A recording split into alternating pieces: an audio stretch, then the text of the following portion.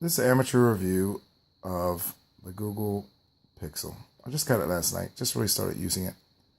As you see, I have Google Home here too. See my other video about that. The Google Pixel, I've read and now I see. It looks like an iPhone. Not the best pictures, I know. It's dark. There's your fingerprint reader key. Nothing on this side. On this side you got two buttons that blend in nicely. Fit and finish is good, but I sure like to have an actual hard button here. Let's not spoil the fun. Let's get right to it. I'm not a big fan. It's okay, but you don't need to waste your money. It's definitely no better than what I'm recording it on right now, which is a Samsung Galaxy 5. And in a lot of ways, it probably is the worst. The feel is good, but you got this huge border down here which does absolutely nothing for you since the buttons are in the screen. Why do I have this extra border? It's just extra stuff. A large phone is only good if you have a large screen. Some of the software on it, minimalistic. I like that, but man, some of the stuff that comes on my Samsung is pretty darn good. When I say Samsung, I'm talking about the Galaxy 5. I mean the Galaxy 7 Edge. And you really just don't need to do a whole bunch of changing. Oh, let me put my pen in.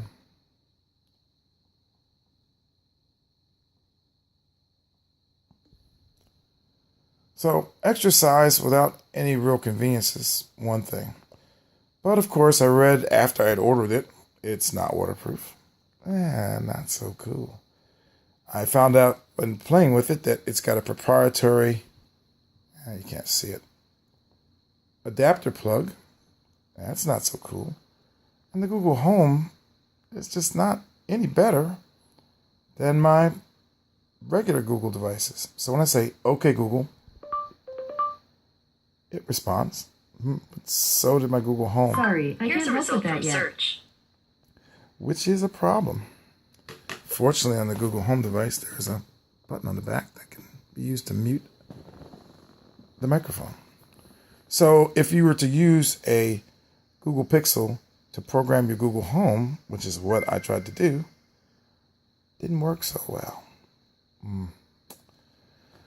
Beyond that, software keys versus an actual button and the reversal, just refusal of Android devices to use the same keys in the same location.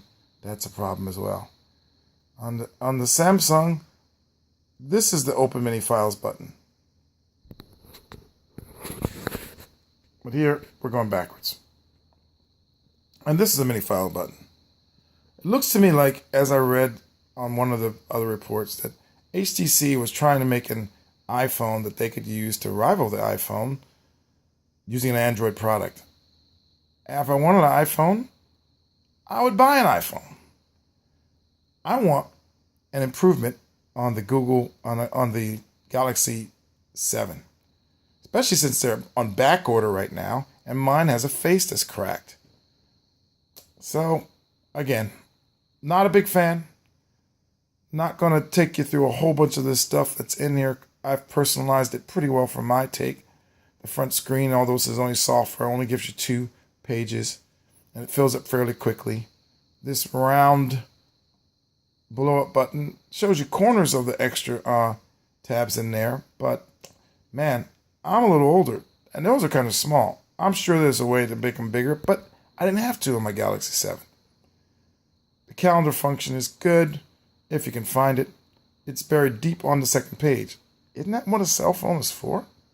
Wouldn't that be the first thing you'd want to look for? Well, maybe the camera. The camera on this is fantastic, but it happens to lurk kind of behind your hand.